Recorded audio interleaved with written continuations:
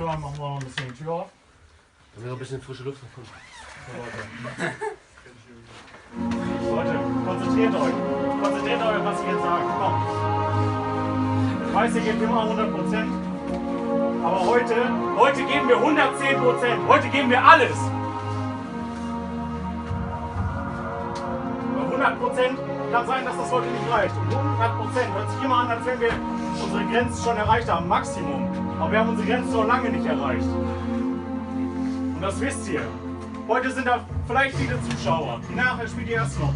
Aber habt keinen Schiss davor. Denn wenn ihr nachher kämpft wie ein Team und immer zusammenhaltet, jeden Fehler von dem anderen ausbügelt, dann wird jeder nachher den Hut ziehen für euch. Und uns gehört der erste Platz. Und wir haben uns den verdient. In jedem Training, wo wir uns den Arsch aufgerissen haben. Fehler werden immer gemacht, aber es geht darum, wie man damit umgeht. Also holen wir uns die Bälle wieder. Wenn wir die Bälle verlieren und wir bügeln jeden Fehler von unseren Kollegen aus, jeden, ohne zu meckern. Also gehen wir jetzt gleich da raus und machen die lang. Wir machen die richtig lang. Also kommt, Jungs. Wer wird heute 110% geben?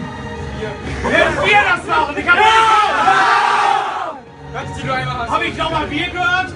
Wer wird das machen? 110%! Wir! Wer wird alles geben bis zum Schluss? Wir! Wer will dieses Spiel gewinnen? Wir! Wer hat den Platz 1 verdient? Wir! Also geht da raus und holt euch, was euch verdient habt! Komm!